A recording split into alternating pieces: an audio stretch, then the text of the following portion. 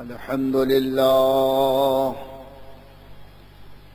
لله نحمده ونستعينه ونستغفره ونؤمن به ونتوكل عليه ونعوذ بالله من شرور أنفسنا ومن سيئات أعمالنا من يهده الله فلا مضل له ومن يضلله فلا هادي له ونشهد أن لا إله إلا الله وحده لا شريك له ونشهد أن سيدنا ومولانا محمدا عبده ورسوله بالهدى ودين الحق أرسله صلى الله تعالى عليه وعلى آله وأصحابه وأزواجه وذرياته وأهل بيته وعلماء ملته وأولياء أمته أجمعين برحمتك يا أرحم الراحمين. أما بعد فأعوذ بالله من الشيطان الرجيم. بسم الله الرحمن الرحيم. إن الذين يبايعونك إنما يبايعون الله يد الله فوق أيديهم. صدق الله مولانا العظيم. إن الله وملائكته يصلون على النبي يا أيها الذين آمنوا صلوا عليه وسلموا تسليما. اللهم صل على سيدنا ومولانا محمد معدن الجود والكرم وآله وأصحابه وبارك وسلم صلاة وسلاما عليك يا رسول الله يا حبيب الله. اعلیٰ حضرت امام احمد رضا علیہ الرحمت والرضوان فرماتے ہیں اللہ کی سرتاب قدم شان ہے یہ، اللہ کی سرتاب قدم شان ہے یہ، انسان نہیں انسان وہ انسان ہے یہ. ایمان تو قرآن تو ایمان بتاتا ہے انہیں، اور ایمان یہ کہتا ہے میری جان ہے یہ، اللہ کی سرتاب قدم شان ہے یہ. درود پاک پڑھ لیجیے.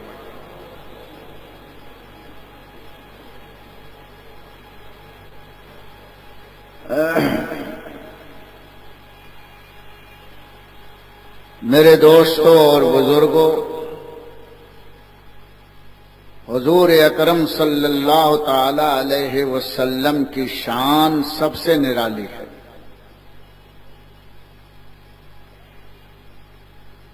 اور حضور صلی اللہ علیہ وسلم کی شان اس لیے بھی نرالی ہے کہ سر سے لے کر پیر تک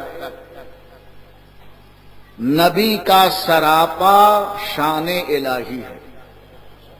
اللہ کی شان، اللہ کی قدرت حضور اکرم صلی اللہ علیہ وسلم کے انگ انگ سے ظاہر ہے.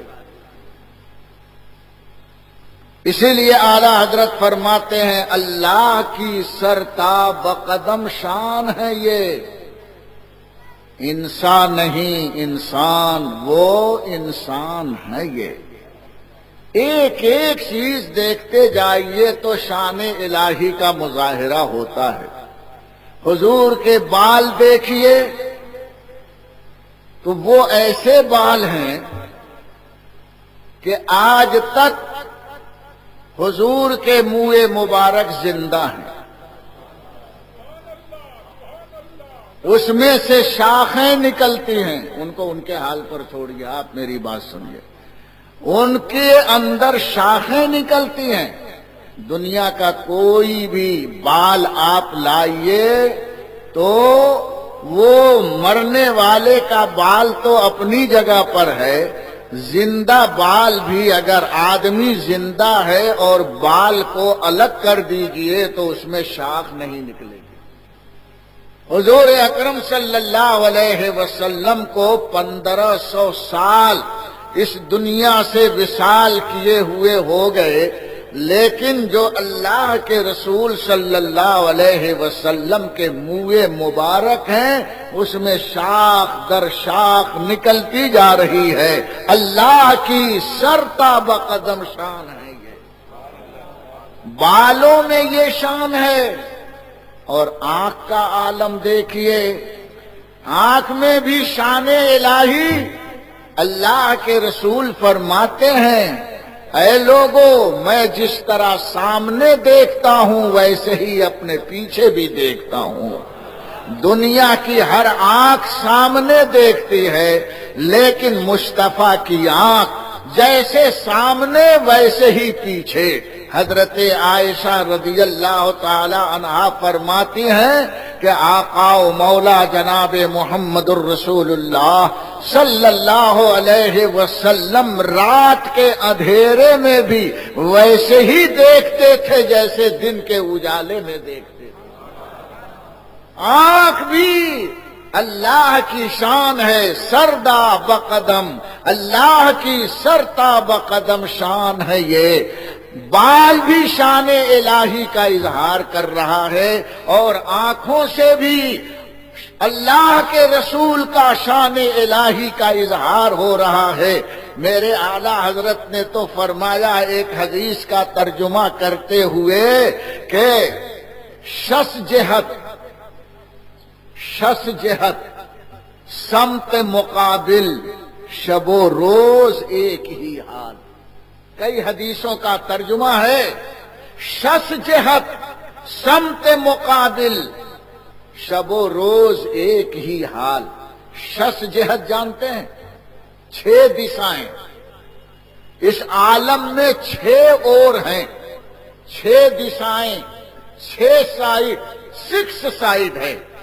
ایک سائڈ اوپر، دوسری سائڈ نیچے، تیسری سائڈ آگے، چوتھی سائڈ، پانچویں، چھٹی، دائیں بائیں آگے پیچھے نیچے اوپر، یا یوں سمجھو پورا پچھم دکھن اتر نیچے اونچے۔ کتنے سائڈ ہو گئے؟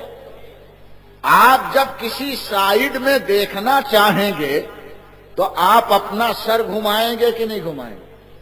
بغیر گھمائے میں ادھر دیکھنا چاہتا ہوں تو گھمانا پڑتا ہے۔ اب یہ لوگ نظر نہیں آ رہے ہیں، اب ادھر دیکھنا ہے تو ادھر سر کرنا پڑتا ہے۔ اب یہ نظر نہیں آتے ہیں، جب انہیں دیکھنا ہے تو ادھر سر موڑنا پڑتا ہے، اور پیچھے غائب جب پیچھے دیکھنا ہے تو یوں سر کے دیکھنا پڑے گا۔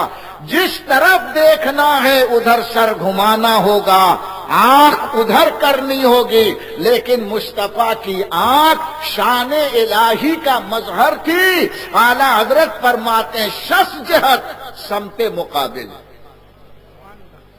یہ 6 اور حضور کو ایسے ہی ہوتے تھے جیسے کہ سامنے ہے۔ پورب بھی پلٹ آتا تھا، دکھن بھی چلی آتی تھی، اتر بھی سمٹ آتا تھا، اوپر کا منظر بھی نیچے، نیچے کا منظر بھی اوپر، ہر طرف حضور کو کسی جہت نے تکلیف نہیں دی۔ یا رسول اللہ، سر موڑنے کی تکلیف نہیں، جدھر آپ کو دیکھنا ہے ہم ادھر آ جاتے ہیں۔ حضور نے ارادہ کیا پچھم کی طرف دیکھنا ہے. پچھم کدھر ہے؟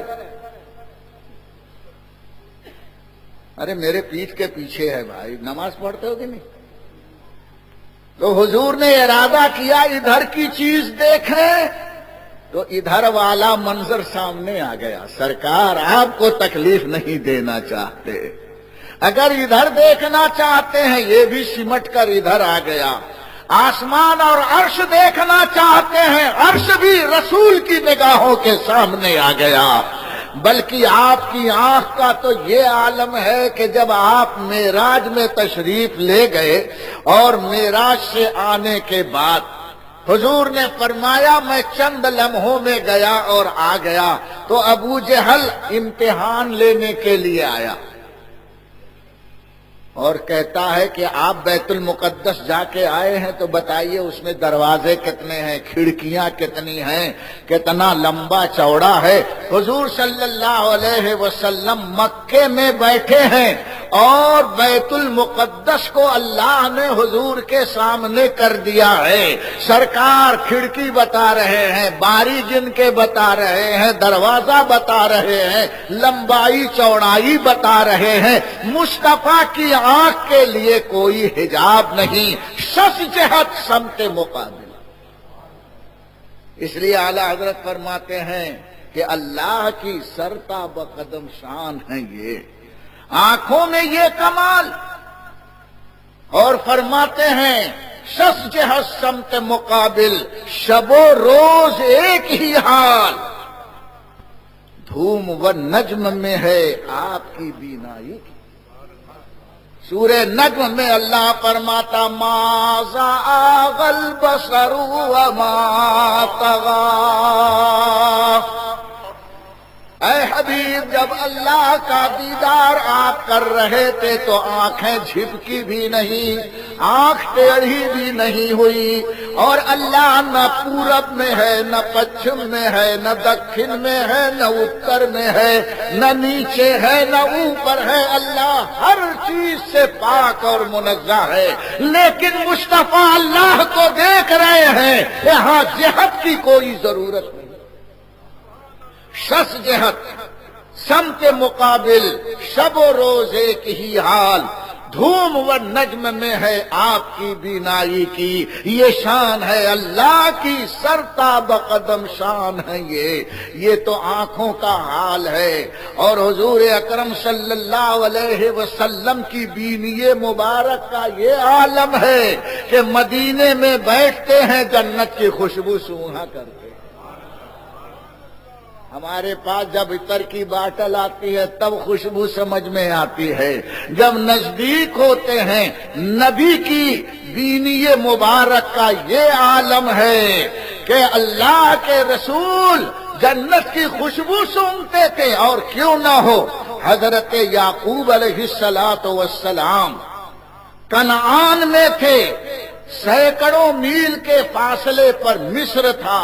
وہاں حضرت یوسف علیہ السلام نے اپنا کرتا اتار کر اپنے بھائیوں کو دیا کہ لے کر جاؤ، ابا کے آنکھ پر ڈال دینا، گئی ہوئی بینائی واپس آ جائے گی. تو حضرت یعقوب اس وقت حضرت یوسف کے کرتے کی خوشبو سونگھ رہے. قرآن فرماتا ہے کہ انی لاجد ریحا یوسف. اللہ فرماتا ہے حضرت یعقوب نے اپنے پوتوں سے فرمایا کہ میں بیٹے یوسف کے کرتے کی خوشبو سونگھ رہا ہوں. یوسف کی خوشبو سونگھ رہا ہوں. کتنے کلومیٹر پر؟ ارے ہزاروں میل کے فاصلے پر یوسف تھے اور ان کے والد یعقوب تھے، لیکن خوشبو سونگھ رہے. نبی کی ناک پہ تو دیکھو، جب یعقوب علیہ السلام کی ناک کا یہ عالم ہے تو ان کے آقا حضور اکرم صلی اللہ علیہ وسلم کی بینی مبارک کا کیا عالم ہوگا. اللہ کی سرتاب قدم شان ہے یہ. ایک ایک حدیث پڑھی جائے تو ایک ایک انگ کا آپ کو پتا چلے گا. اور یہ کان مبارک یہ بھی شان الہی کا مرکز ہے. حضور اکرم صلی اللہ علیہ وسلم کا کان تمہارے جیسا کان نہیں ہے کہ مکھی چلی جائے تو درد ہو اور اس میں پرو نکلے تو سماعت غائب ہو جائے۔ ایک مرتبہ حدیث میں آیا ہے صحابہ کرام بیٹھے ہوئے تھے، اللہ کے رسول تشریف فرما ہیں، ایک دھماکے کی آواز آئی، صحابہ کرام چونک گئے۔ اللہ کے رسول فرماتے ہیں کہ معلوم ہے یہ دھماکہ کیسا ہے؟ صحابہ نے کہا اللہ جانے اور اس کا رسول جانے۔ سرکار فرماتے ہیں آج سے 70,000 سال پہلے ایک چٹان جہنم میں ڈالی گئی تھی، وہ آج جہنم کی تہ میں جا کر گری ہے، اسی کا یہ دھماکہ ہے۔ حضور کے صدقے میں صحابہ کرام نے بھی وہاں کا دھماکہ یہاں سن لیا ہے۔ جب رسول کے غلاموں کے کان کا یہ عالم ہے تو مصطفیٰ کے قوت سنوائی کا کیا عالم ہوگا؟ اس لیے تو اعلیٰ حضرت فرماتے ہیں دور و نزدیک کے سننے والے وہ کان، دور و نزدیک کے سننے والے وہ کان، کانے لالے کرامت پہ لاکھوں سلام۔ یہ وہ کھدان ہے جس میں کرامت کے موتی نکلا کرتے ہیں، یہ مصطفیٰ کا گوش مبارک ہے، اللہ کی سرتاب قدم شان ہے یہ۔ حضرت عائشہ کی روایت سنو، حضرت عائشہ حضرت ابو ہریرہ کی روایت ہے، آپ فرماتے ہیں جب حضور مسکراتے تھے تو آپ کے دانتوں کی روشنی سامنے کی دیوار پر پڑتی تھی، دانت میں وہ چمک، ہیرے میں چمک، ہیرا یہیں تک چمکتا ہے اور مصطفیٰ مسکرائے تو پورا گھر روشن ہو جاتا ہے۔ دانتوں میں یہ کرامت، یہ معجزہ اللہ کی سرتاب قدم شان ہے یہ۔ آپ چھوٹا سا آئینہ لے لو اور دھوپ کے اندر لے کے بیٹھو تو اس کی شعاع سامنے کی دیوار پر پڑتی ہے کہ نہیں؟ اگر یوں گھمائے گا تو آنکھ پر آئے گی، آپ ایسے ہو جائیں گے، ادھر گھمائے گا تو ادھر روشنی جائے گی۔ کانچ تھوڑا سا ہے لیکن سورج کی روشنی کا محتاج ہے، جب سورج کی روشنی اس پر پڑتی ہے تب اس کی شعاع دور پھیلتی ہے۔ میرے مصطفیٰ کسی کے محتاج نہیں ہیں، مسکراتے تھے تو اندھیرا کمرہ روشن ہو جاتا ہے۔ حضرت ابو ہریرہ فرماتے ہیں کہ سامنے کی دیوار پر مصطفیٰ کے دانتوں کی روشنی پڑا، اللہ کی سرتاب قدم شان ہے یہ۔ ارے انسان نہیں، انسان وہ انسان ہے یہ، اور زبان مبارک کا یہ عالم، اللہ اکبر۔ ایک حدیث میں ہے حضرت براء ابن عازب رضی اللہ تعالی عنہ فرماتے ہیں کہ ایک مرتبہ کئی بچے بھوکے پیاسے حضور کی خدمت میں لائے گئے، جن کو ماں کا دودھ نہیں مل رہا تھا، رو رہے تھے، سرکار کی خدمت میں لائے گئے تسلی کے لیے۔ سرکار نے اپنا لعاب دہن سب کے منہ میں ایسے ایسے لگا دیا، سب کا پیٹ بھر گیا۔ حدیث میں آیا ہے کہ شام تک ان کو پیاس لگی ہی نہیں، بچوں نے دودھ مانگا ہی نہیں۔ ارے کیوں مانگے؟ اتنا سا لعاب اللہ کے رسول نے چٹا دیا تھا تو لعاب کرامت تھا، دن بھر کی پیاس ان کی غائب ہو گئی، ماں کے دودھ کی حاجت نہ رہی۔ جناب مصطفیٰ کے لعاب زلال میں یہ کرامت تھی۔ حضرت ابو ہریرہ فرماتے ہیں ایک مرتبہ ایک ڈول پانی لایا گیا، حضور صلی اللہ علیہ وسلم نے اس میں سے اپنے دہن پاک میں ایک گھونٹ پانی رکھا اور رکھنے کے بعد اس بکٹ میں اس ڈول کے اندر کلی کر دی۔ صحابہ کرام نے پورا ڈول کنویں میں ڈال دیا۔ حضرت براء ابن عازب فرماتے ہیں کہ خدا کی قسم مدینے میں اس سے زیادہ کوئی لذیذ اور شیریں پانی نہیں تھا جس میں مصطفیٰ کا لعاب دہن پڑا تھا۔ اللہ کی سر تا بقدم شان ہے یہ. ارے تھوک میں یہ عالم، دانتوں میں یہ روشنی، اور وہ زبان اللہ اکبر. اعلی حضرت کیا اللہ ارشاد فرماتا ہے ما ينطق عن الهوى ان هو الا وحی یوحی.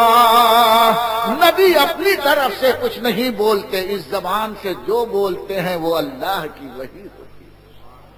زبان بھی قدرت الہی کا مرکز ہے، اللہ کی سر تا بقدم شان ہے یہ. کس کس چیز کی شان بتائی جائے؟ سنو، اللہ کے رسول صلی اللہ علیہ وسلم کے چہرے پاک کے بارے میں ایک صحابی ارشاد فرماتے ہیں رات کے 14ویں رات کا چاند چمک رہا تھا اور ادھر آمنہ کا چاند اپنے حجرے پاک میں تشریف فرماتے ہیں آپ کے بدن پر یمنی چادر دھاری دار پڑی ہوئی تھی. دھاری سرخ دھاری دو کلر کی چادر حضور اوڑھے ہوئے تھے.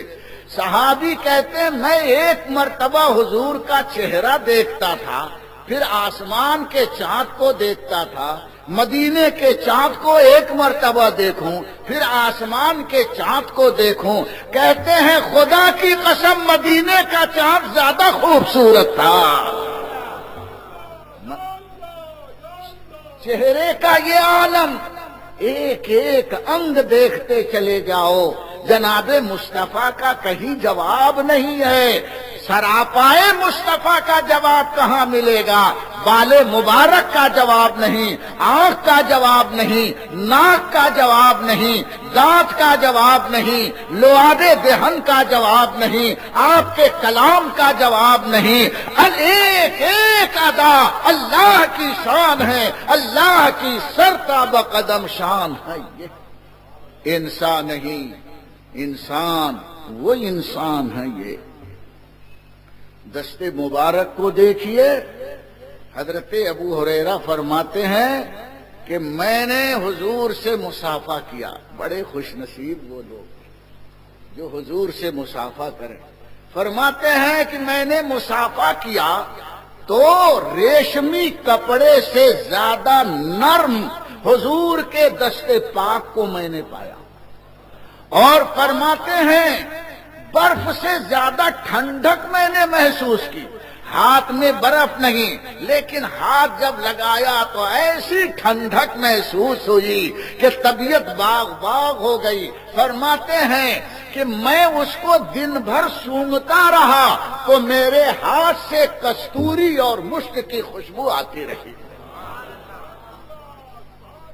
آج ان لوگوں کے ہاتھ سے ہاتھ ملا لو تو پسینے کی بدبو سے ناک پھٹ جائے. اور نبی کے ہاتھ سے ہاتھ ملایا صحابی نے تو دن بھر خوشبو آ رہی ہے. حضرت سعد کہتے ہیں، حضرت سعد بن وقاص فرماتے ہیں کہ میں ایک مرتبہ بیمار ہوا. حضور اکرم صلی اللہ علیہ وسلم میری عیادت کے لیے تشریف لائے. سرکار نے آ کر کرم فرمایا، پیشانی پر ہاتھ رکھ دیا. فرماتے ہیں کہ اتنا نرم ہاتھ میں نے ریشم کا کپڑا دیبا اور حریر کو بھی اتنا نرم نہیں پایا. نرم تو نرم تھا، یہاں سرکار نے ہاتھ رکھا اور اپنے دل اور کلیجے میں ٹھنڈک محسوس کر رہا تھا. اللہ اکبر. فرماتے ہیں سارے وجود میں گویا نئی زندگی آ گئی. اتنے نرم و نازک ہاتھ جناب سرور کائنات صلی اللہ علیہ وسلم کے تھے. اور جس کا ہاتھ بہت نرم ہوتا ہے اگر سخت کام وہ کرے تو ہاتھ کا کیا حال ہوگا؟ چمڑیاں نکل جائیں گے نا. یہ ایک بالکل کامن چیز ہے. جتنا نازک ہاتھ ہوگا وہ نازک کام تو کرے گا، سخت کام اگر کرے گا تو ہاتھ زخمی ہو جائے گا. لیکن حدیث میں آیا ہے حضور اکرم جب کوئی سخت کام کرتے، تلوار چلاتے یا لکڑی کاٹتے تو آپ کا دست پاک سخت ہو جاتا تھا، اور کام سے فارغ ہوتے تھے تو نرم ہو جاتا تھا۔ ایک ہی ہاتھ میں سختی بھی ہے، ایک ہی ہاتھ میں نرمی ہے۔ یہ معجزہ تھا دست پاک محمد الرسول اللہ صلی اللہ علیہ وسلم کا۔ اللہ کی سرتاب قدم شان ہے یہ، اور ہاتھ کا تو وہ مقام ہے، اللہ اکبر۔ ہاتھ کی عظمت دیکھو، صحابہ کرام اس ہاتھ پر ہاتھ رکھ کر بیعت کر رہے ہیں۔ صحابہ رسول کے ہاتھ پر، صحابہ نے اپنا ہاتھ یوں رکھا، رسول نے اپنے دست پاک کو ان کے ہاتھ پر رکھا۔ ایسا نہیں ہوا کہ رسول کا ہاتھ نیچے اور صحابہ کا اوپر، یہ بھی ادب کے خلاف تھا۔ صحابہ کہاں ادب کا درس دیتے ہیں۔ سرکار کا ہاتھ اوپر، صحابہ کا نیچے، اس شان سے اللہ کے رسول ان سے بیعت لے رہے ہیں، اور ادھر اللہ اس ادائے مصطفیٰ کی تعریف کرنے کے لیے جبریل کو بھیج رہا ہے۔ قرآن نازل ہوتا، ان الذین یبایعونک انما یبایعون اللہ۔ اے میرے محبوب، جن لوگوں نے آج آپ کے دست پاک پر بیعت کی ہے، انہوں نے بلا شبہ اللہ سے بیعت کی ہے۔ بیعت یہاں ہو رہی ہے، مرید یہاں ہو رہے ہیں۔ اللہ فرماتا حبیب آپ سے مرید نہیں ہوئے، اللہ سے مرید ہو گئے۔ آپ سے بیعت نہیں کی، اللہ سے بیعت کی۔ دنیا دیکھ رہی ہے کہ نبی بیعت کر رہے ہیں، اللہ کو پیار آیا۔ اے صحابہ، تمہارے ہاتھوں پر اللہ کا ہاتھ ہے، ید اللہ فوق ایدیہم۔ یہ ہاتھ جو نبی کا تم کو نظر آ رہا ہے، یہ نبی کا ہاتھ بلکہ یہ اللہ کا ہاتھ ہے، جو اللہ ہاتھ سے پاک ہے لیکن نبی کے ہاتھ کو اپنا ہاتھ پر۔ کتنے وہابی لوگ گمراہ کہتے ہمارے جیسے، مارو لاٹ۔ نبی کا ایک ایک انگ دیکھو کہ اللہ کی سرتاب قدم شان ہے۔ یہ انسان نہیں، انسان وہ انسان ہے، یہی وہ ہاتھ ہے۔ جب یہ اٹھا ہے اور کافروں نے آپ سے کہا نبی ہیں تو چاند کو دو ٹکڑے کر دیں، اللہ کے رسول نے ہاتھ اٹھایا، پورے ہاتھ کا اشارہ نہیں کیا، صرف انگلی کا اشارہ کیا، تو اللہ فرماتا ہے ون شکل قمر، کیا ہاں اقتربت الساعۃ وانشق القمر۔ اے لوگو، قیامت اب قریب آ گئی ہے، چاند دو ٹکڑے ہو گیا۔ نبی کا ہاتھ اٹھتا ہے اور چاند کا کلیجہ چر جاتا ہے۔ انگلی کے اشارے میں وہ معجزہ تھا۔ اللہ کی سرتاب قدم شان ہے۔ یہ کس چیز کی شان بیان کی جائے؟ یہ وہ ہاتھ ہے کہ حضرت علی کی نماز جب قضا ہو گئی تو اللہ کے رسول نے ہاتھ اٹھایا تو ڈوبا ہوا سورج واپس آ گیا۔ اعلیٰ حضرت ارشاد فرماتے ہیں، سورج الٹے پاؤں پلٹے چاند اشارے سے ہو چاک۔ سورج الٹے پاؤں پلٹے چاند اشارے سے ہو چاک۔ اندھے نجدی دیکھ لے قدرت رسول اللہ کی، اللہ کی سرتاب قدم شان ہے یہ۔ ارے انسان نہیں، انسان وہ انسان ہے یہ۔ کیسی شان ہے ان ہاتھوں کی۔ ہاتھ اٹھتا ہے تو چاند ٹکڑے ہوتا ہے، ہاتھ اٹھتا ہے تو ڈوبا ہوا سورج پلٹ آتا ہے، ہاتھ اٹھتا ہے تو دل پر پڑ جاتا ہے تو سکون محسوس ہوتا ہے، پیشانی پر پڑ جاتا ہے تو تو دل کا کلیجے کی گھاری گرمی تمام گرمی ختم ہو جاتی ہے۔ یہ تو ہاتھ ہے۔ عاشق رسول امام احمد رضا تو یہ فرماتے ہیں، دل کرو ٹھنڈا میرا، دل کرو ٹھنڈا میرا، وہ کفے پا چاند سا، سینے پہ رکھ دو ذرا، تم پہ کروڑوں درود۔ ارے سینے پر مصطفیٰ اپنا پائے ناز رکھ دے تو دل کی جلن سب دور ہو جائے گی۔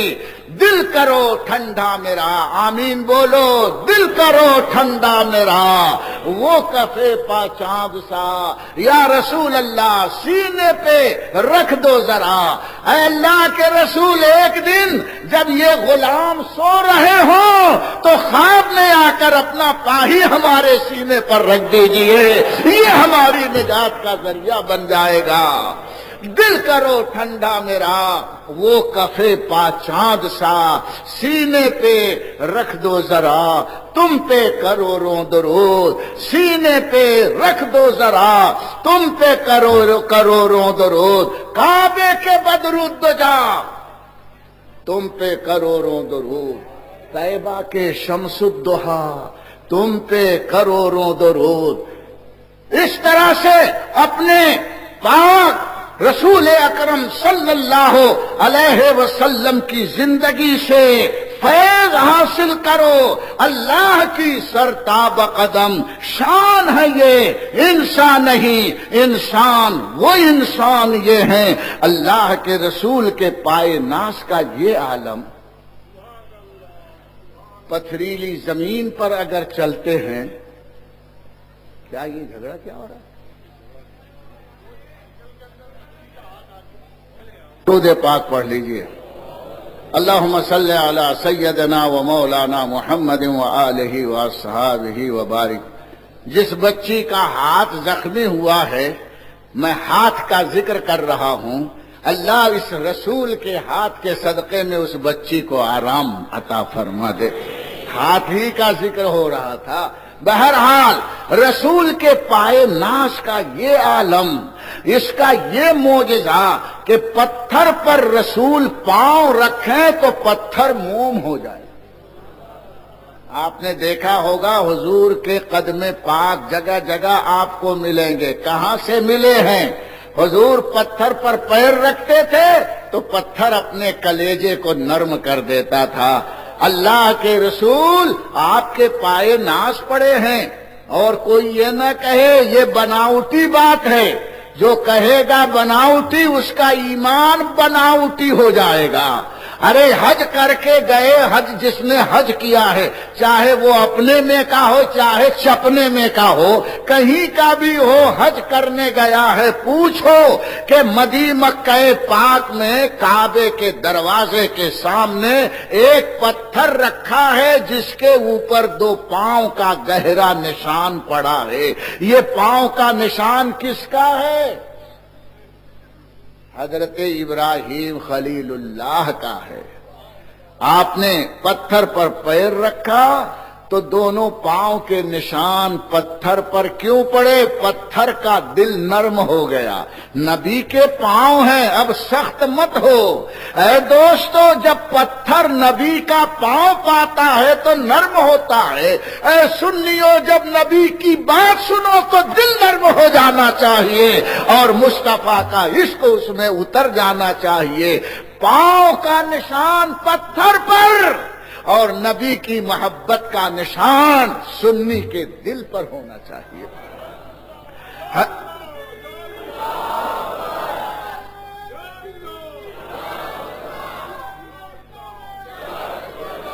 حضرت عاصی غازی پوری ایک بڑا پیارا شعر فرماتے ہیں۔ وہ فرماتے ہیں، نہ دل نہ جگر، نہ دید اے تر پر کرم کریں تو نشانے قدم ہو پتھر پر۔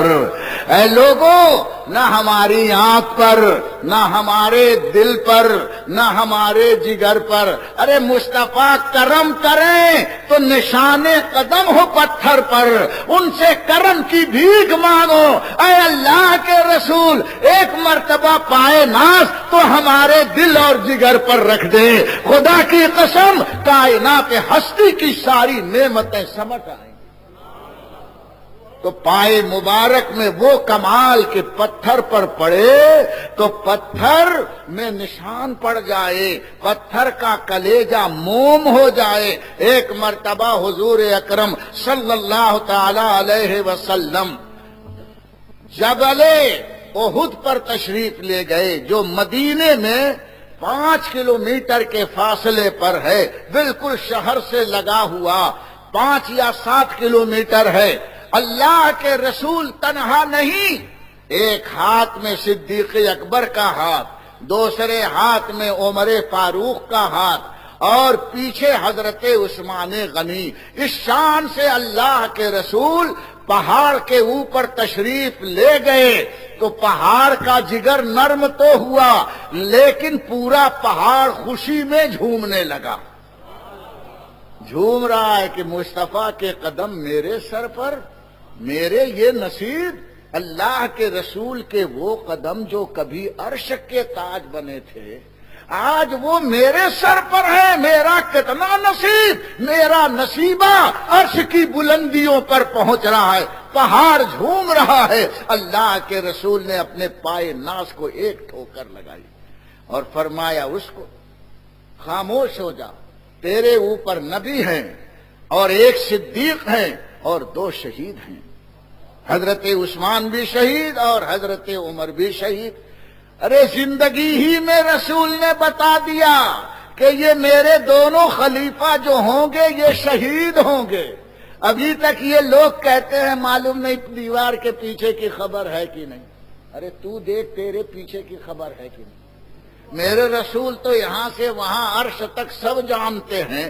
سرکار مدینہ صلی اللہ علیہ وسلم نے ارشاد فرمایا، پہاڑ رک جا، تیرے اوپر نبی صدیق 2 شہید ہیں، اور پیر کی ٹھوکر لگائی تو اس پیر کے وقار کا ذکر امام احمد رضا یوں کہتے ہیں، ایک ٹھوکر سے احد کا زلزلہ جاتا رہا، ایک ٹھوکر میں احد کا زلزلہ جاتا رہا۔ کتنا رکھتی تھی وقار، اللہ اکبر ایڑیاں، کتنا رکھتی تھی وقار، اللہ اکبر ایڑیاں، ان پاؤں کا اتنا دبدبا، اتنی شان و شوکت کہ ایک ٹھوکر سے ہلتا ہوا پہاڑ رک گیا۔ اے دوستو، مصطفیٰ کے قدم ناز کا دبدبا وہ ہے۔ اے لوگو، اگر تمہارا دل آوارگی کی وجہ سے ہل رہا ہے تو نام مصطفیٰ سن کر کے اس دل کو پرسکون ہو جانا۔ نبی اکرم صلی اللہ علیہ وسلم کی عظمت کو دل میں بساؤ، یہی مسلک اعلی حضرت ہے، اور یہی سے ہم کو لوگ چھیڑ رہے ہیں۔ تم ان کو اتنا بڑھا رہے ہو کہ اللہ کے برابر کر رہے ہو۔ جی نہیں، ہماری کیا حیثیت ہے کہ ہم نبی کو بڑھائیں؟ ہم بڑھا سکتے ہیں؟ کسی کو ہم بڑھا نہیں سکتے، بڑھانے والا تو وہ ہے۔ اعلی حضرت فرماتے ہیں کہ تو گھٹائے سے کسی کے نہ گھٹا ہے نہ گھٹے، تو گھٹائے سے کسی کے نہ گھٹا ہے نہ گھٹے، جب بڑھائے تجھے اللہ تعالی تیرا، جب بڑھائے تجھے اللہ تعالی تیرا۔ تو میرے رب نے نبی کو بڑھایا ہے، ان کے ہاتھ کو اپنا ہاتھ فرمایا، ان کے ذکر کو اپنا ذکر فرمایا، ان کے کام کو اپنا کام فرمایا، اور اپنے نام پر نبی کا نام رکھا، اپنے نام پر نبی کا نام رکھا۔ عزیز علیہ ما عنتم حریص علیکم بالمؤمنین رؤوف الرحیم۔ یہ سب نام کس کے ہیں؟ یہ رسول کے نام ہیں۔ عزیز اللہ کا نام ہے، رؤوف اللہ کا نام ہے، رحیم اللہ کا نام ہے، لیکن اللہ تعالیٰ نے اپنے نبی کو قرآن میں عزیز بھی فرمایا، رؤوف بھی فرمایا، رحیم بھی فرمایا۔ یہ نام محمد الرسول اللہ صلی اللہ علیہ وسلم۔ اللہ بھی رحیم، میرا حبیب بھی رحیم، اللہ بھی رؤوف اور سرکار بھی رؤوف، اللہ بھی عزیز، میرے نبی بھی عزیز۔ ہے کوئی جو کہہ دے کہ اللہ نے اپنے نبی کو اپنے برابر کہہ دیا؟ ارے چندیا چکنی ہو جائے گی، اتنا ماریں گے ہنٹر منکر نکیر قبر میں کہ کہیں کی حواس باختہ ہو جاؤ گے۔ اللہ نے خود نبی کا نام اپنے نام پر رکھا۔ یہ نبی اکرم صلی اللہ تعالی علیہ وسلم کی عظمت ہے، شان ہے، اللہ کی سرتاب قدم شان ہے۔ یہ انسان نہیں، انسان وہ انسان ہے۔ یہ جب اہل سنت نبی کی ذات اور شان عظمت بیان کرتا ہے تو جو گمراہ فرقے کے لوگ ہیں وہ اس کے خلاف آواز بلند کرتے ہیں اور پھر مناظرے کی دعوت دیتے ہیں۔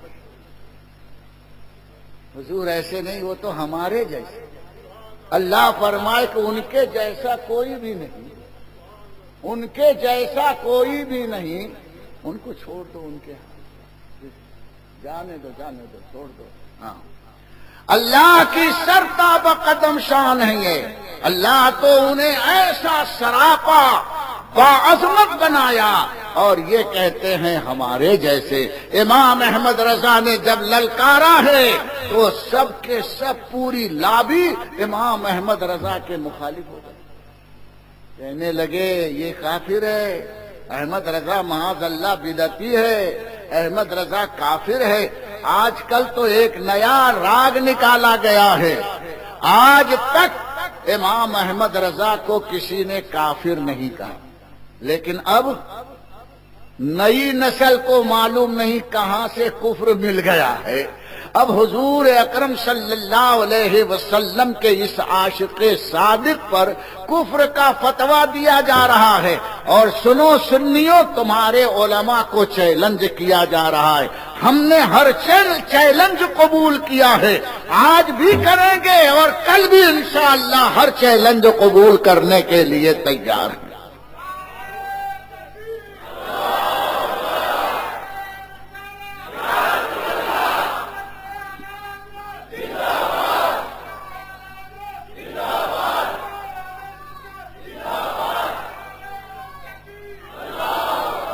مناظرہ چلانے کا نام نہیں ہے، معقول دلیل دینے کا نام، اور مناظرے میں سامنے والے کو بھی معقول دلیل کو ایکسپٹ کر لینا، ماننا لازم ہے۔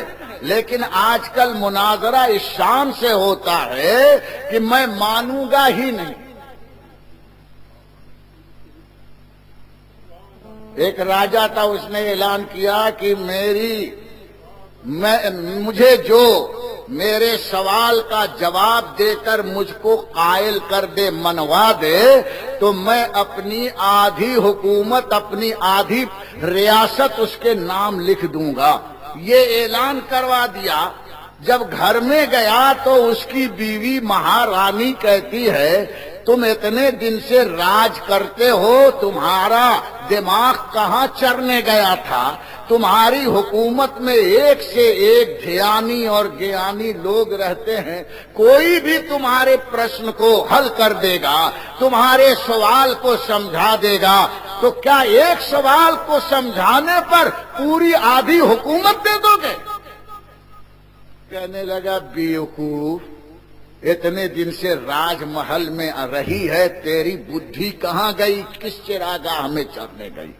ارے میری حکومت کب جائے گی؟ جب میں مانوں گا تب نا۔ وہ کتنا بھی منوائے گا میں مانوں گا نہیں. وہ بولے گا مان، بولے گا نہیں مانوں گا. وہ بولے گا مان تو بولے گا نہیں مانوں گا.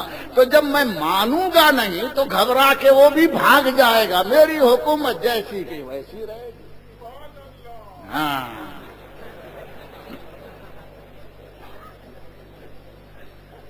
تو ماننے کا اگر موڈ ہو تو مانے، لیکن اللہ کا نظام ہے کہ نہیں مانتا ہے، لیکن باطل کو مبہوت ہونا پڑتا ہے، خاموش ہونا پڑتا ہے، لاجواب ہونا پڑتا ہے.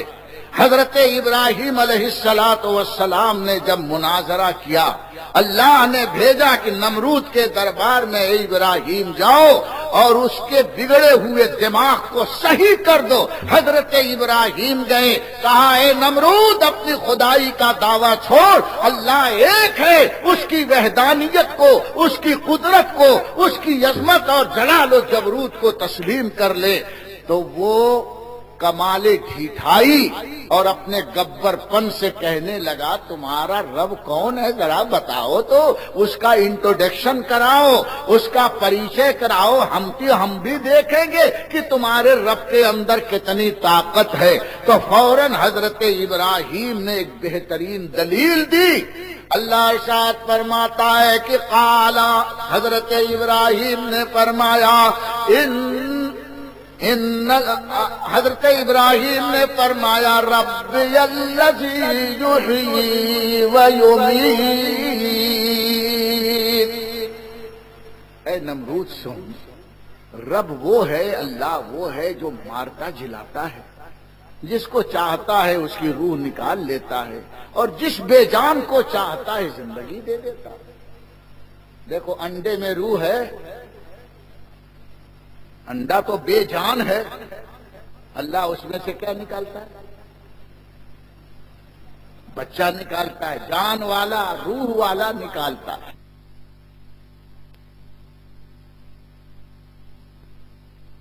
یخرج المیت من الحی، قرآن فرماتا ہے کہ مردے سے اللہ زندے کو نکالتا ہے اور زندے کے اندر سے مردے کو نکالتا ہے.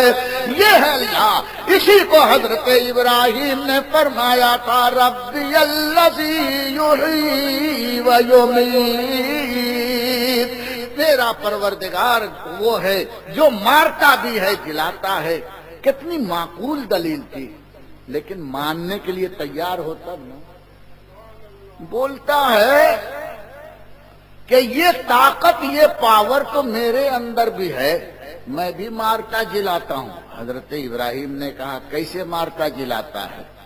تو ایک کو پھانسی پر چڑھایا جا رہا تھا، اب رسی کھینچ کر کے اس کو مارنے کا پورا پلان تھا. نمرود کہتا اس کو اتار لو. جلادوں نے اس کو پھانسی کے تختے سے نیچے، نمرود نے اس کو انعام و اکرام دیا، کہا جا گھر میں ہنس کھیل زندہ رہ. کہا اے ابراہیم دیکھو جو مر رہا تھا میں نے اس کو جلا دیا.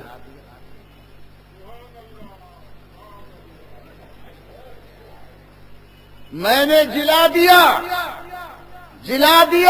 حضرت ابراہیم سوچنے لگے کتنا کوڑھ دماغ یہ آدمی ہے، مارنے اور جلانے کا مطلب نہیں سمجھ رہا ہے. حضرت ابراہیم سے کہتا ہے دیکھیے ایک کام تو میں نے کر دیا. ایک بیچارہ جا رہا تھا مارکیٹ کچھ اپنا سودا لینے کے لیے، سپاہیوں سے کہا اسے پکڑ کے لاؤ. پکڑ کے لایا، گردن مارا، مر گیا. بولے دیکھو جو زندہ رہنے جا رہا تھا میں نے مار دیا اور جو مر رہا تھا جلا دیا. تو اللہ فرماتا ہے کہ نمرود بولا قال انا احیی و امیت، اے ابراہیم میں بھی لوگوں کو مارتا اور جلاتا ہوں. حضرت ابراہیم کچھ بولے نہیں کہ تیری دلیل غلط ہے، تو نامعقول ہے. فوراً حضرت ابراہیم نے ایک بھاری بھرکم دلیل اس کے سامنے پیش کی. مناظرے کا یہ دوسرا انداز ہے. ارشاد فرماتے ہیں کہ ان اللہ یاتی الشمس من المشرق فات بها من المغرب، میرا پروردگار وہ ہے جو روزانہ سورج کو پورب سے نکالتا ہے، اگر تو خدا ہے تو آج سورج کو مغرب سے نکال دے۔ اب اس کا جواب تو اس کے پاس تھا ہی نہیں، وہ بیچارہ بھاجی بکالا والا مار دیا اور پھانسی والے لفنگے کو چھوڑ دیا، کہتا ہے میں بھی مارتا جلاتا ہوں۔ حضرت ابراہیم نے کہا یہ مردود ایسے نہیں مانے گا، زمین پر اپنی حکومت دیکھ رہا ہے تو آسمانی دلیل دی ہے، چل سورج پر اپنا پاور دکھا دے، میرا رب کا پاور یہ ہے سورج کو مشرق سے نکالتا ہے، تو اگر خدا ہے تو آج مغرب سے نکال دے۔ اللہ فرماتا فَبُهِتَ الَّذِي كَفَرَ، کافر کا تھوبڑا گر گیا۔ اب اس کا جواب کیسے دے، وہاں کیسے جائے، وہ کچھ نہ کر سکا۔ اللہ فرماتا بھو چکا رہ گیا، باطل مبہوت ہو گیا۔ اگر ذرا بھی گنجائش ہوتی نا پھر وہ لنگڑی ٹانگ جھاڑتا۔ اس لیے حضرت ابراہیم نے اپنی وہ دلیل محکم دی کہ مناظرے میں اسے خاموش ہونا پڑا۔ اٹارسی کے مناظرے میں حضرت ابراہیم کے صدقے میں وہی کیفیت ہوئی۔ آخری دن جب وہ 18 گھنٹے تک بحث کرتا رہا، مانوں گا ہی نہیں، جواب دیا جا رہا ہے اور ان کا مناظر کہہ رہا ہے میرے سوال کا جواب نہیں دیا، جواب مل گیا، بولتا ہے میرے سوال کا جواب نہیں دیا۔ تفصیل کل بتاؤں، یہ تو آج ہی سن لیں گے تو پھر کل مجھے چلنے دو۔ آخری دن جب للکارا گیا تو خدا کی قسم کھا کے کہتا ہوں مسجد کے سائے میں بیٹھا ہوں، حالت ایسی بگڑ گئی فَبُهِتَ الَّذِي كَفَرَ، کافر کا تھوبڑا اینڈ بینڈ ہو گیا، چپ چاپ بیٹھا رہا۔ میں نے چلا کر کہا جواب دو تو کہتا نہیں وقت ختم ہو گیا، اس کا جواب بعد میں دیں گے۔ میں نے کہا بعد میں نہیں، ابھی میں تمہیں ادھار وقت دیتا ہوں، لو لون پر وقت لے جاؤ ہم، لیکن دو یہیں پر، لیکن نہیں دے سکے۔ اسٹیج سے اترے اور کار میں بیٹھ کے رفو چکر ہوا۔ ہم نے فوراً یہ آیت پڑھی جاء الحق وزهق الباطل ان الباطل كان زهوقا، حق آیا، باطل رفو چکر ہوا اور باطل کو ہمیشہ بھاگنا ہی پڑتا ہے۔ اس انداز سے جب یہ بات ہوئی کہ اعلی حضرت کا انہوں نے کفر ثابت کرنا چاہا، دعویٰ سمجھتے ہیں یہ لاؤڈ اسپیکر میرا ہے، پریشان مت ہونا، میں نے یہ دعویٰ کیا کہ لاؤڈ اسپیکر میرا ہے تو میرا دعویٰ ہے، اب میری ذمہ داری کیا بنتی ہے؟ دلیل پیش کرنا۔ ہاں میری ذمہ داری ہے کہ دلیل پیش کروں۔ اب دلیل کیا ہے؟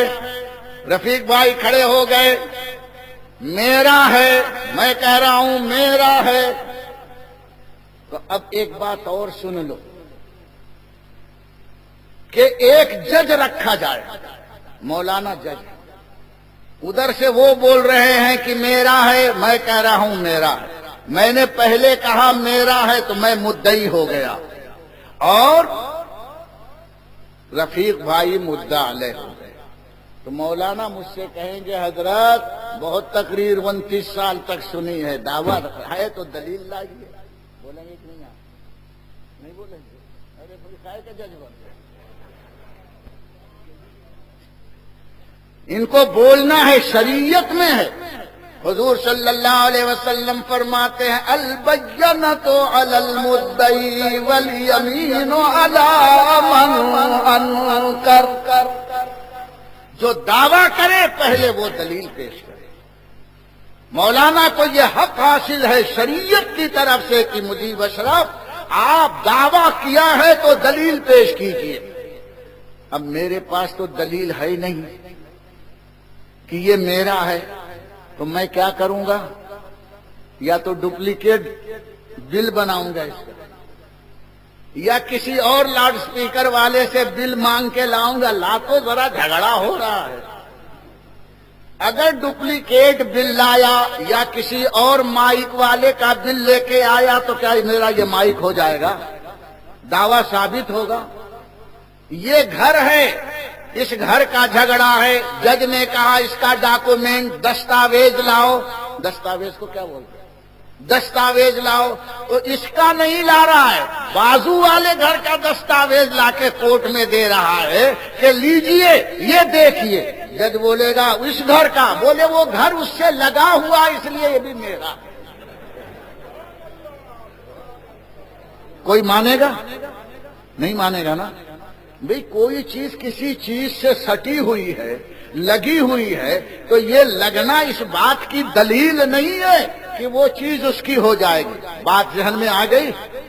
اس نے یہ دعویٰ کیا کہ اعلی حضرت معاذ اللہ، آپ بھی بولو معاذ اللہ، کافر ہیں، نقل کفر کفر نہ باشد۔ ہم نے مطالبہ کیا، ہمارے مناظر حضرت علامہ مفتی مطیع الرحمان صاحب نے، ان کے مناظر مولانا محمد نظر قاسمی مظفر پوری، جن کے پیچھے مظفر، ہاں بہار والے ناراض ہو جائیں گے، مظفر پور بہار میں ہے، مظفر نگر یو پی میں ہے، میرٹھ کے پاس مظفر نگری۔ ان سے مطالبہ کیا کہ دلیل لاؤ، جب دعویٰ کیا ہے کہ اعلی حضرت معاذ اللہ مسلمان نہیں ہے، کافر ہیں، تو اس نے اعلی حضرت کا ترجمہ والا قرآن ہاتھ میں لیا۔ ہاتھ میں لینے کے بعد کہتا دیکھو اس سے لگی ہوئی سٹی ہوئی ایک فہرست ہے، انڈیکس ہے، اس کے اندر یہ آیت جو شیطان کے بارے میں ہے انہوں نے نبی کے بارے میں لکھ دیا، اس لیے اعلی حضرت کافر ہو گئے۔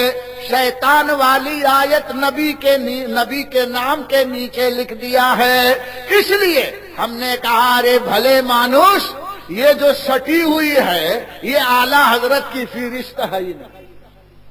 جیسے یہ مکان کہتے ہو، دعویٰ کرتے ہو یہ مکان، اور ڈاکومنٹس کرتے ہو بازو والے مکان کا، تو دعویٰ ثابت ہوگا۔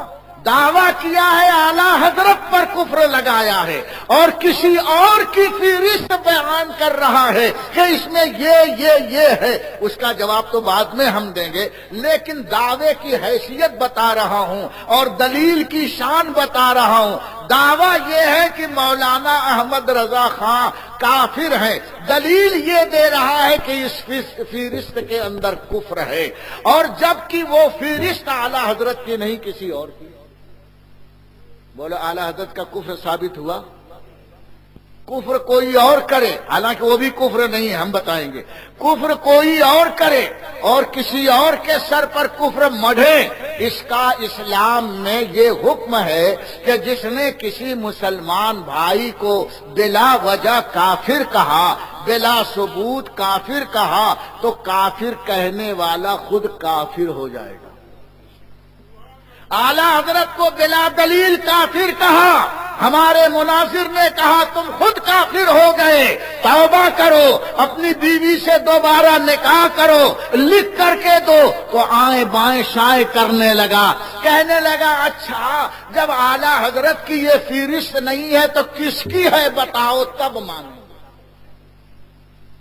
ہمارے مناظر نے کہا یہ تو ایسے ہی ہے کہ ایک جگہ مرڈر ہوا اور ایک شخص کو پولیس والے نے پکڑا، اور پکڑ کر یہ کہا کہ اس نے فلاں آدمی کا مرڈر کیا، کیس چلا، جج کے سامنے اس ملزم نے اپنی پوری صفائی دے دی، جج نے مان لیا کہ یہ اس کا قاتل نہیں ہے، اس نے مرڈر نہیں کیا ہے، تو جج کیا کرے گا؟ اس کو پکڑ کے رکھے گا کہ چھوڑے گا؟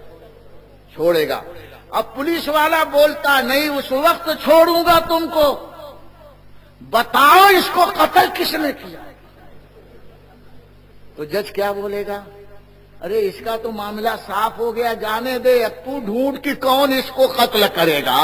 دعویٰ تو یہ تھا کہ اس نے قتل کیا ہے، اور جب یہ ثابت ہو گیا کہ اس نے قتل نہیں کیا ہے تو اب اس کو پکڑ کے کیوں رکھتا ہے؟ چھوڑ دے، اور اگر پکڑ کے رکھتا ہے تو پکڑنے والا خود مجرم ہو جاتا ہے۔ اسی طرح قانون کی روشنی میں جب یہ ثابت ہو گیا کہ یہ فہرست اعلی حضرت کی نہیں ہے تو اب اعلی حضرت کفر سے بری الذمہ ہو گئے، پھر ان کو کافر کہنا اپنے آپ کو کافر بنا دیا۔ تو الحمدللہ ہم نے پہلے ہی ان پر کفر کا فتویٰ دیا تھا، وہ آج خود اپنے منہ سے کافر ہو۔ ہمارے مناظر نے کہا سنو، اعلی حضرت کو کافر کہنے والوں، مولانا اشرف علی صاحب جو سب سے بڑے حکیم الامت ہیں، مولانا رشید احمد گنگوہی جو تمہارے ہاں امام ربانی اور قطب وقت ہیں، فلاں فلاں تمہارے مولانا کی یہ کتاب ہے، مجالس الحکمت ہے، الحفاظات الیومیہ ہے۔ اس میں جب مولانا اشرف علی صاحب سے پوچھا گیا کہ مولانا احمد رضا خان صاحب آپ لوگوں کو کافر کہتے ہیں، آپ ان کو کیا کہتے ہیں؟ تو دیوبندی علماء نے کیا کہا؟ وہ ہم کو کافر کہتے ہیں، کہنے دو، ہم تو ان کو مسلمان ہی جانتے ہیں۔ ارے نعرہ تو لگا دو۔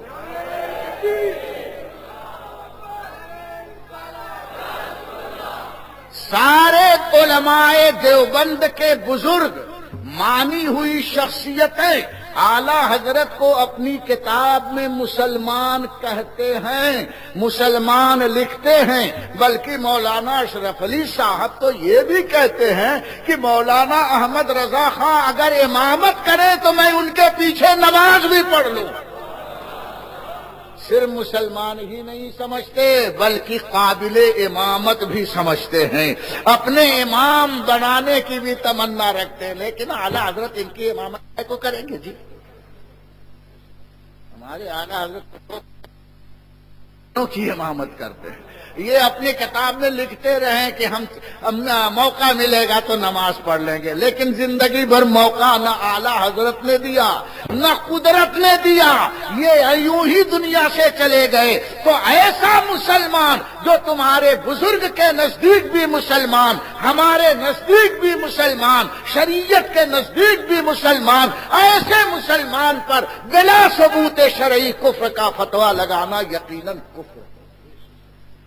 یہ پہلی ہماری گفتگو تھی، اس کا جب کچھ جواب نہ بن پڑا تو پھر دوسری تیسری دلیلیں شروع کی، اور ہر دلیل کو الحمدللہ 3 دن تک توڑا گیا، آخری دن تو کمر ہی ٹوٹ گئی اور اسٹیج چھوڑ کر کے چلے گئے، باقی کل بتاؤں گا۔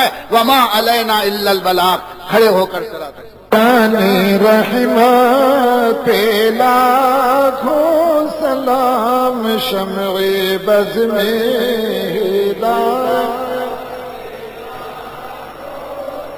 شہر یار رم تاجدار حرم، شہر یار رم تاجدار حرم، نوبہار شفاعت پہ لاکھوں سلام، مصطفیٰ جانے رحمت پہ لاکھوں سلام، شمع بز میں ہدایت، دور و نزدیک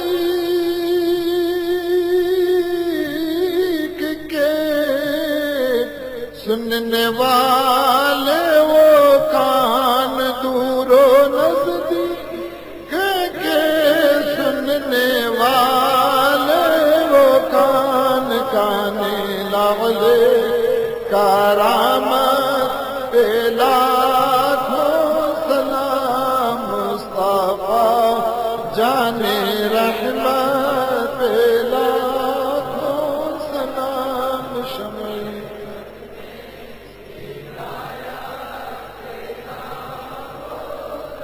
غوث و خواجہ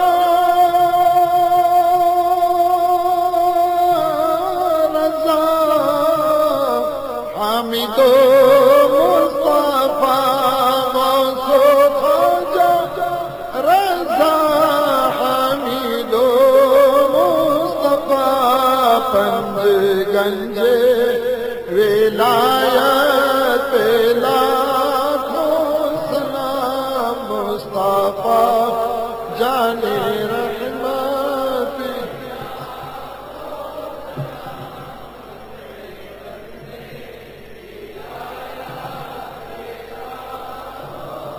کاش محشر میں جب ان کی آمد اور بھیجے سب ان کی شوکت پہ لاکھوں سلام مجھ سے خدمت کے قدسی کا ہے ہر رضا مصطفیٰ جان رحمت پہ لاکھوں سلام شمع بز میں ہدایت السلام علیکم رسول اللہ فی الدنیا حسنۃ وفی الآخرۃ حسنۃ وقنا عذاب النار۔ مولا کریمہ کا سازہ بند نوازہ اپنے حبیب پاک صلی اللہ علیہ وسلم کے صدقہ و طفیل میں ہماری مجلس کو قبول فرما لے۔ جتنے حاضرین ہیں ان کی حاضریوں کی بخشش فرما۔ الہ العالمین ہمارے گناہوں کو معاف فرما دے۔ جو ہمارے اندر آج تیرے حبیب کا ذکر سن رہے ہیں ان کی زندگیوں کو برکتوں سے مالا مال فرما دے، اور جو ہم میں سے رخصت ہو چکے ہیں یا اللہ سب کی مغفرت فرما، ان کی قبر کو رحمت و نور سے بھر دے۔ بالخصوص اس محلے کے جو ہمارے بزرگ نوجوان ہم سے رخصت ہو چکے ہیں سب کی یا اللہ مغفرت فرما۔ بالخصوص آج جس کی طرف سے نیاز ہے ان کے والد مرحوم جناب حاجی محمد یوسف صاحب بوگی اور ان کے بھائی جناب غلام رسول بھائی بوگی، ان حضرات کو پروردگار عالم اپنے فضل و کرم سے معاف فرما دے، ان کے گناہوں کی مغفرت فرما، اور جناب یونس بھائی بوگی اور ان کے اہل خاندان کو امن و عافیت عطا فرما۔ ان کے بچے فیصل کو صراط مستقیم پر ثبات قدمی عطا فرما، نیک چلنی عطا فرما۔ جن جن کی اولاد ہے یا اللہ سب کی اولاد کو صراط مستقیم پر گامزن فرما دے۔